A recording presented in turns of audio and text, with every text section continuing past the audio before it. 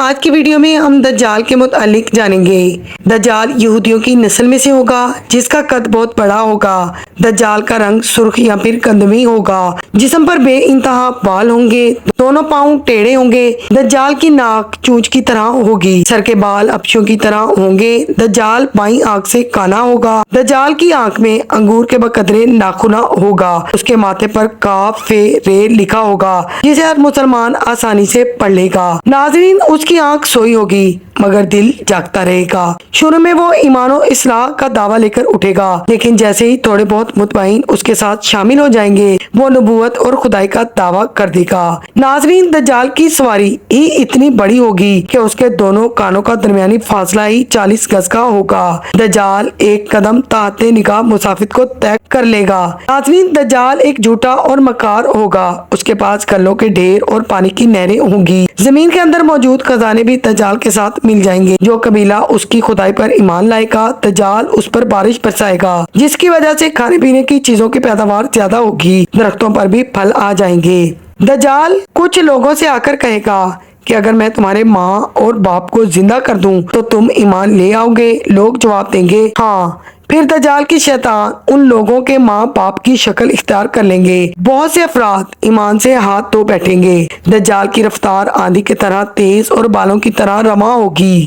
وہ کرشموں اور شعبدے بازیوں کو لے کر دنیا کے ہر ایک چبے کو روند ڈالے گا۔ تمام دشمنان اسلام اور دنیا بھر کے یہودی امت مسلمہ کے بغض میں اس کی پشت پناہی کریں گے۔ وہ مکہ معظمہ میں گھسنے کی بھی کوشش کرے گا لیکن فرشتوں کی پہرہ داری کی وجہ سے گھس نہ پائے گا۔ ذلیل و خوار ہو کر واپس مدینہ المنورہ کا رخ کرے گا۔ ناظرین، اس وقت مدینہ المنورہ کے 7 دروازے ہوں گے اور ہر دروازے پر فرشتوں کا پہرہ ہوگا۔ یہاں بھی اسے منہ کی ہی کھانی پڑے گی۔ انہی دنوں مدینہ المنورہ میں 3 بار زلزلہ آئے گا جس سے گھبرا کر بہت سارے بے دین شہر سے بھاگ پڑیں گے۔ شہر سے نکلتے ہی دجال انہیں نگلے گا۔ کل آ کر ایک بزرگ اس سے بحث و مباحثہ کے لیے نکلیں گے اور اس کے لشکر میں پہنچ کر اس کی بابت دریافت کریں گے۔ دجال کے لشکر کو اس کی باتیں ناگوار گزریں گی لہٰذا اس کے قتل کا فیصلہ کریں گے، لیکن چند لوگ آڑے آ کر اس کے قتل کو روک دیں گے کہ ہمارے خدا دجال کی اجازت کے بغیر ہم اس کو قتل نہیں کر سکتے۔ چنانچہ اس بزرگ کو دجال کے دربار میں حاضر کیا جائے گا، جہاں پہنچ کر یہ بزرگ چلا اٹھے گا کہ میں نے پہچان لیا کہ تو ہی دجال ہے۔ ہمارے آقا رسول اللہ صلی اللہ علیہ وآلہ وسلم نے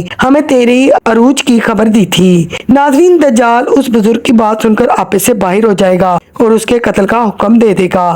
درباری فوراً ہی اس کے 2 ٹکڑے کر دیں گے۔ پھر دجال اپنے حواریوں سے کہے گا کہ اب اگر میں دوبارہ اسے زندہ کر دوں تو پھر تمہیں یقین ہو جائے گا کہ میں ہی خدا ہوں۔ دجالی گروپ کہے گا کہ ہم تو پہلے ہی آپ کو خدا مانتے ہیں، البتہ اس معجزے سے ہمارے ایمان اور بھی تازہ ہو جائیں گے۔ ناظرین، دجال اس بزرگ کے 2 ٹکڑوں کو اٹھا کر دوبارہ زندہ کر لے گا۔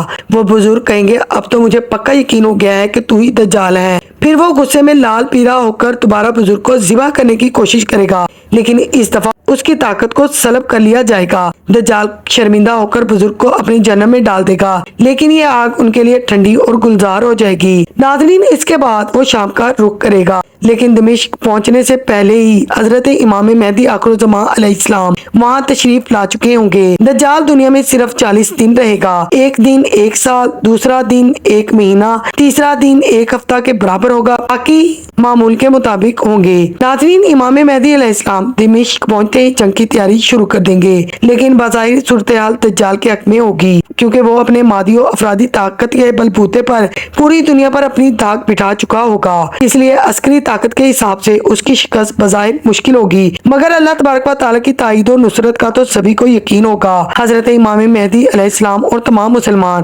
اسی امید کے ساتھ دمشق میں دجال کے ساتھ جنگ کی تیاریوں میں ہوں گے اور مسلمان نمازوں کی ادائیگی دمشق کی قدیم شہرہ آفاق مسجد میں جامعہ عمومی میں ادا کرتے ہوں گے۔ ملی شرازہ لشکر کی ترتیب اور یہودیوں کے خلاف سب بندی کو منظم کرنے کے ساتھ ساتھ امام مہدی علیہ السلام دمشق میں اس کو اپنی فوجی سرگرمیوں کا مرکز بنا لیں گے۔ یہی مقام ان کا ہیڈ کوارٹر بھی ہوگا۔ امام مہدی علیہ السلام ایک دن نماز پڑھانے کے لیے مصلی کی جانب بڑھیں گے۔ عین اسی وقت حضرت عیسیٰ علیہ السلام کا نزول ہوگا۔ دوستوں، نماز سے فارغ ہو کر لوگ دجال سے جنگ کی تیاری کے لیے نکلیں گے۔ دجال حضرت عیسیٰ علیہ السلام کو دیکھ کر ایسے گلے گا جیسے نمک پانی میں گل جائے۔ پھر حضرت عیسیٰ علیہ السلام آگے بڑھ کر اسے قتل کر دیں گے اور حالت یہ ہوگی کہ ہر شجر و حجر بھی آواز لگائے گا کہ اے روح اللہ، میرے پیچھے بھی یہودی ہیں۔